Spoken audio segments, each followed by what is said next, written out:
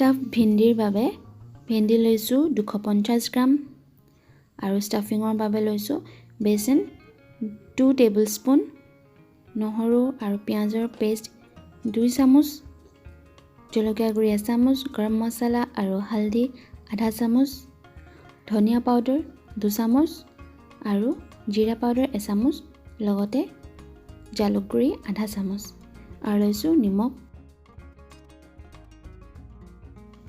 ভেন্দিখিনি ষ্টাফিঙৰ কাৰণে ৰেডি কৰাৰ আগতে ভালদৰে ধুই শুকুৱাই ল'ব আৰু ভেন্দিখিনি শুকোৱাৰ পাছত এনেদৰে মাজত এটা কাট কৰি ল'ব যাতে ষ্টাফিংখিনি ভালদৰে সুমিয়াই ল'ব পাৰি।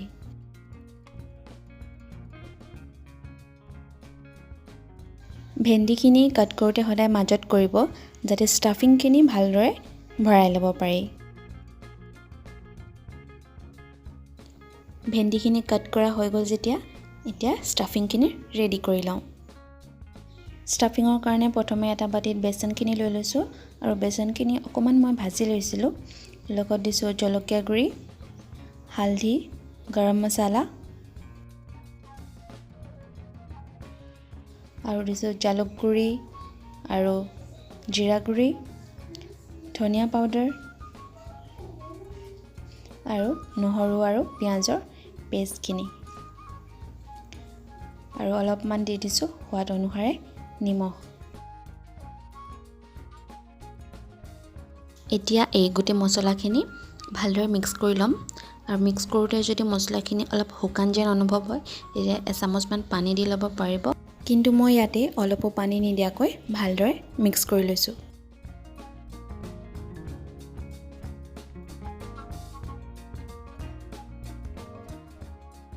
ষ্টাফিংখিনি ভেন্দিত ভৰাবলৈ কাট কৰি লোৱা জেগাডোখৰতে অলপমান হেঁচি মেলি লৈ তাত মছলাখিনি ভৰাই লৈছোঁ।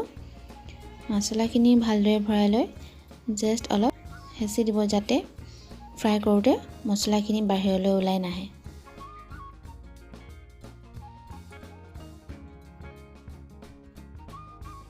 মই আৰু এডোখৰ ভেন্দি ষ্টাফিং কৰি দেখাইছোঁ। মাত্ৰ কাট কৰা জেগাডোখৰত অলপ হেঁচি দিলেই মেল খাই যায়। তাতে গোটেই ষ্টাফিংখিনি ভালদৰে ভৰাই অলপমান হেঁচি দিলেই হ'ব। একেদৰে বাকী থকা ভেন্দিখিনিও ষ্টাফিং কৰি লওঁ।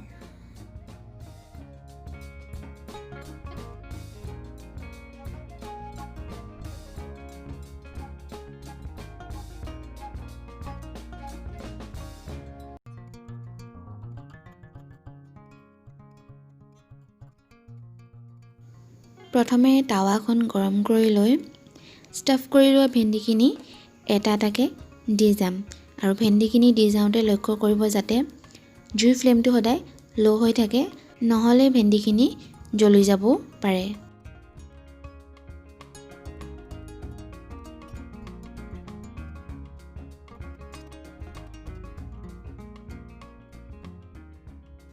এতিয়া ভেন্দিখিনিৰ ওপৰত অলপ অলপ তেল দি দিছোঁ আৰু যদি আপোনালোকে বিচাৰে এনেদৰে ষ্টাফ কৰি ভেন্দিখিনি ডিপ ফ্ৰাই কৰি ল'ব পাৰিব। মই কিন্তু এনেদৰে কম তেলতহে ফ্ৰাই কৰি লৈছোঁ।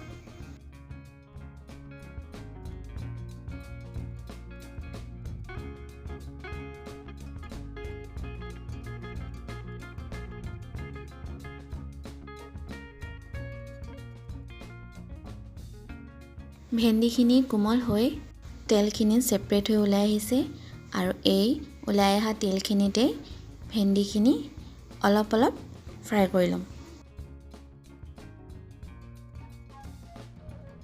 ভেন্দিখিনি ফ্ৰাই হৈ থাকোঁতে ওপৰতে অলপ নিমখ ছটিয়াই দিছোঁ আৰু যদি ভেন্দিখিনিত প্ৰথমতেই নিমখ দি দিলোঁহেঁতেন তেন্তে ভেন্দিখিনি গলি যাব। সেয়ে ভেন্দিখিনি হাফ ফ্ৰাই হওঁতেই অলপমান নিমখ ছটিয়াই দিছোঁ।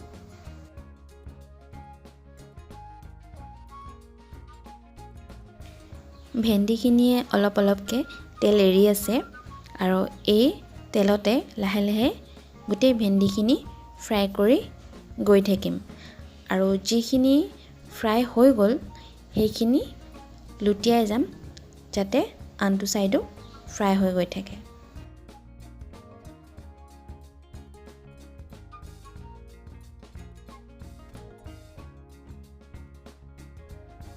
মিডিয়াম টু ল' ফ্লেমত 5 মিনিটমান দুয়োটা ছাইড ফ্ৰাই কৰাৰ পাছত ভেন্দিখিনি ৰেডি হৈ গৈছে।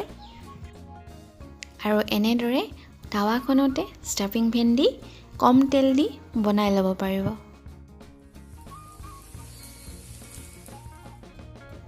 ৰেডি হৈ যোৱা ষ্টাফ ভেন্দিখিনি অলপমান টছ কৰি লৈ পৰিৱেশনৰ বাবে প্লেট এখনত উলিয়াই ল'ম।